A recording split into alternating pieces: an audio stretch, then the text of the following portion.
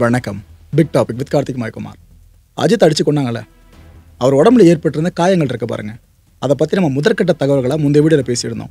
ஆனால் இப்போ முழு விவரம் கிடச்சிருக்கு. ஈரக்குள நடுங்கும் மக்களே, அவ்வளோ ஆழமான காயங்கள் ஒன்று. இதை பற்றி பேச போகிறோம். அது கூடவே இந்த நிக்கிதா இருக்காங்களே, அவங்க இப்போ ஒரு ஆடியோ வெளியிட்டிருக்காங்க. முதல்ல வீடியோ, இப்போ ஆடியோ. அதில் என்னென்ன பேசியிருக்காங்க தெரியுமா? இது எல்லாத்த பற்றி தான் பார்க்க போகிறோம். நிகழ்ச்சியில் போகலாம்.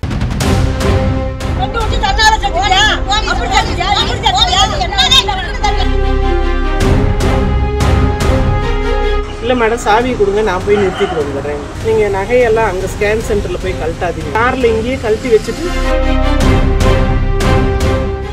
அஜித் அவர்களை தாக்கின பிற்பாடு நம்மளுக்கு அந்த செய்தி தெரிய வந்துச்சா, சரி போலீஸ்காரங்க அடிச்சிருக்காங்க, அவர் செத்துட்டார் அப்படின்னு. அதுக்கப்புறமா அந்த பிரேத பரிசோதனை முடிவு இருக்குள்ள, அதை சார்ந்த முதற்கட்ட தகவலுக்கு ஒன்று ஒன்றா வெளியே வந்துச்சு.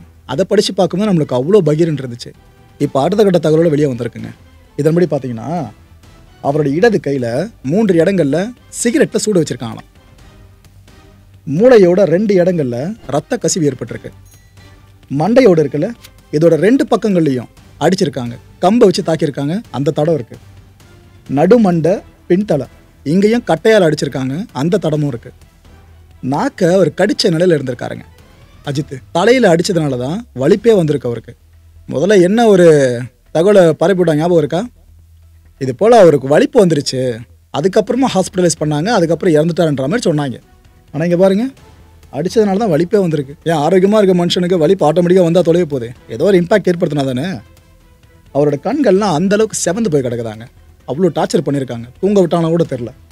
அவரோட காதுகளில் ரத்த கசிவு, அவரோட உடலில் ஒட்டு மொத்தமாக எல்லா பகுதியிலும் காயங்கள் தான். இதை தான் கோர்ட்டில் ஜட்ஜே அப்படி விளாசியிருந்தாங்க. அதுலேயும் 6 பெரிய காயங்கள் இருந்திருக்கு, பெருசுங்க. அவருடைய இதயத்தில் 2 இடங்களில் ரத்த கசிவு, கல்லீரல் இருக்குல்ல, அங்கே ரத்த கசிவு. ஒரு இடத்த உள்ள பார்த்தீங்கன்னா வெளிப்புறம் உட்புறம்னு எல்லா இடத்துலையும் டேமேஜ் பண்ணி வச்சுருக்காங்க. இந்த பயங்கரவாதிகளை அரெஸ்ட் பண்ணுறாங்கன்னா அவங்களுக்கு கூட இப்படிலாம் ட்ரீட்மெண்ட் கொடுப்பானா தெரில மக்களே. இந்த 3rd டிகிரி வரைக்கும் தான் நம்மளுக்கு இங்கே தெரியும் அதிகபட்சமாக.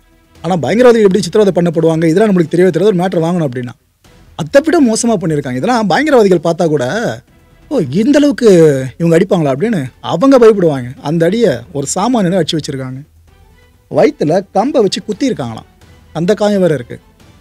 திரும்ப திரும்ப ஒரே இடத்துல தாக்குன அடையாளங்கள் வேறு இருக்குது. இது எவ்வளோ பெயின்ஃபுல்லாக இருக்கும். அதாவது உங்களுக்கு ஒரு இடத்துல அடிபட்டுருச்சு, அதே இடத்துல சின்னதாக ஒரு ஆப்ஜெக்ட் வந்து விழுந்தாலே எவ்வளோ உயிர் போகும். ஆனால் அந்த இடத்துல முன்ன அடித்ததை விட அதிகமாக அடிக்கிறாங்கன்னா எப்படிங்க இதெல்லாம்? ஒட்டு மொத்தமாக 50க்கும் மேற்பட்ட வெளிப்புற காயங்கள், 12 சிராய்ப்பு காயங்கள்.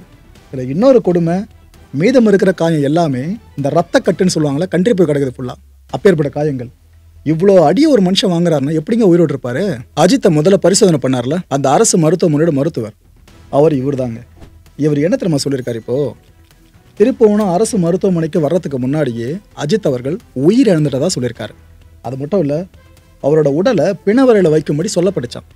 ஆனால் மேலதிகாரி சொல்கிறாங்க அப்படின்னு சொல்லிட்டு போலீஸ்காரங்க அந்த பிரேதத்தை கொண்டு போனதாகவும் இவரே சொல்லியிருக்காரு. அந்த ஸ்டேட்மெண்ட் இப்போ வெளியாக இருக்குது. இன்னொரு பக்கம் இந்த பர்சன் பேர் ஐயனார், ஆட்டோ டிரைவருங்க. இவர் தான் அஜித் அவர்களை ஆட்டோவில் வச்சு ஹாஸ்பிட்டலுக்கு அழைச்சிட்டு போனவர்.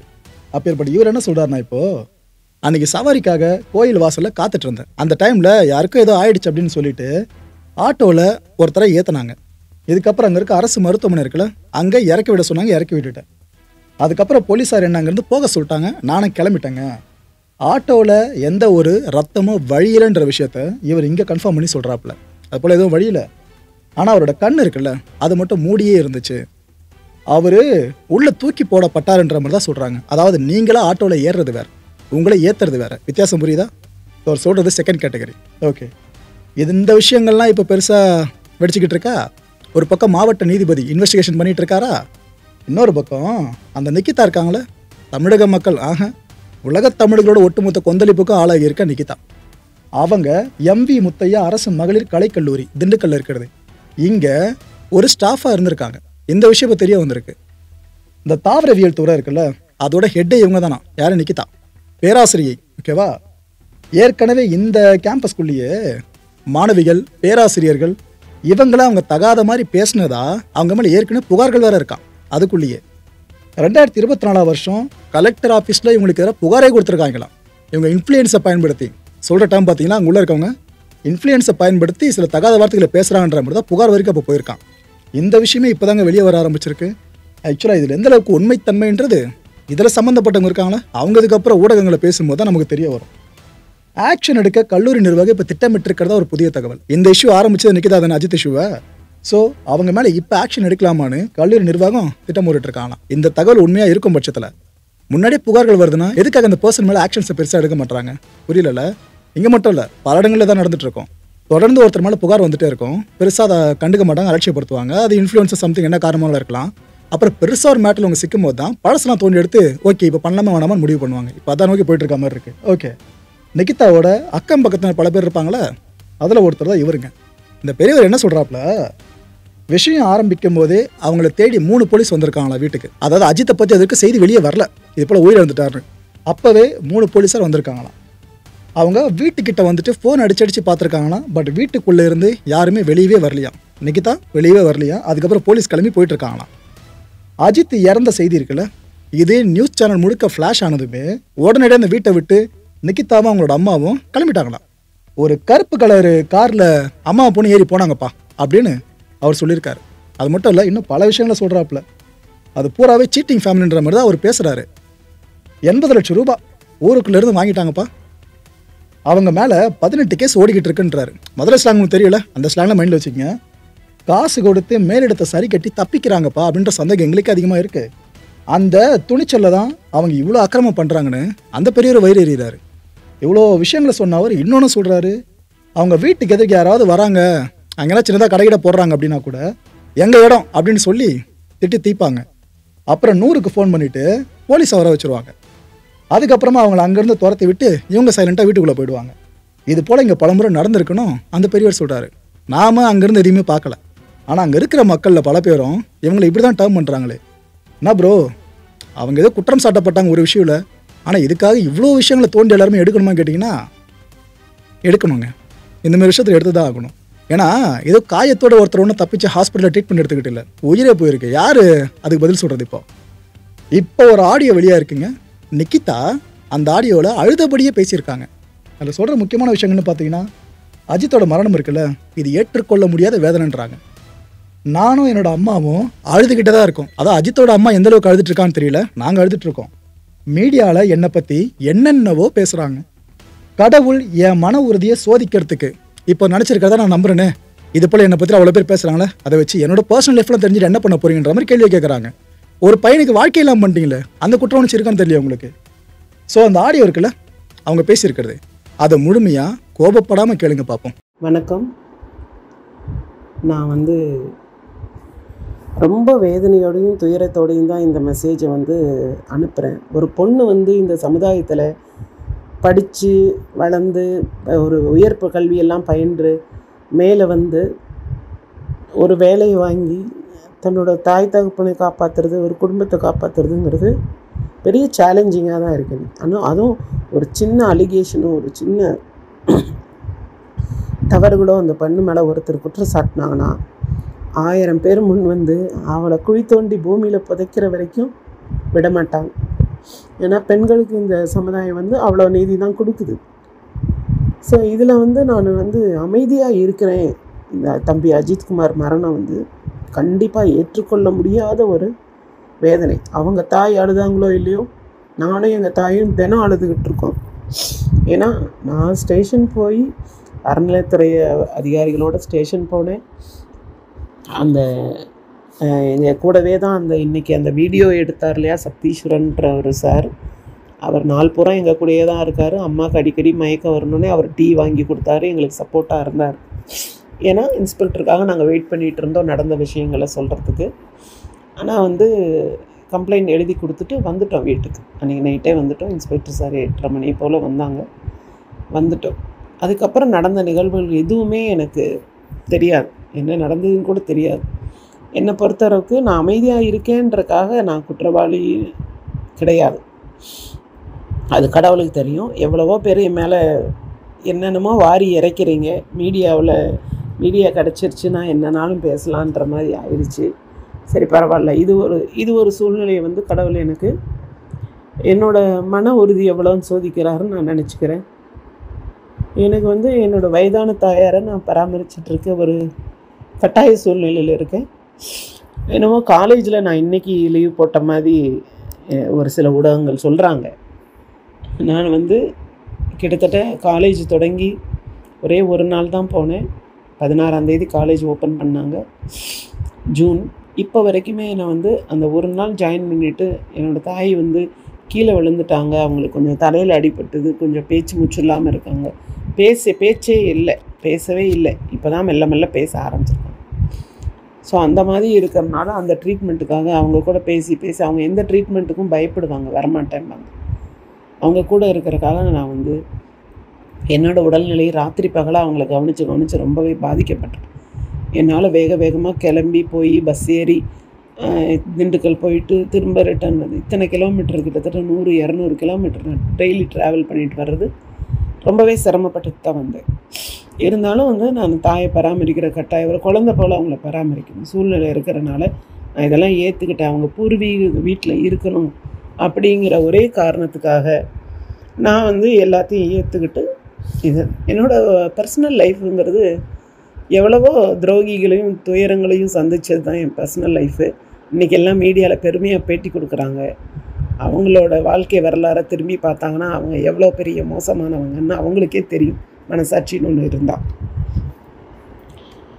இப்போது எந்த ஒரு உயரதிகாரியும் எனக்கு தெரியாது, கண்டிப்பாக தெரியாதுன்னா இப்போ உங்களுக்கு எப்படி ஒரு உயரதிகாரி பேரை சொன்னால் அவங்கள பற்றி தெரியுமோ, முதலமைச்சர் ஸ்டாலின் அவர்களை எல்லாம் என்னோட சேர்த்து வச்சு பேசுகிறாங்க. மாண்புமிகு முதலமைச்சர்கிட்ட நான் வந்து அந்த மரியாதையான எண்ணங்கள் தான் எனக்கு இருக்கே தவிர எந்த விதமான பர்சனல் எதுவுமே எனக்கு கிடையாது.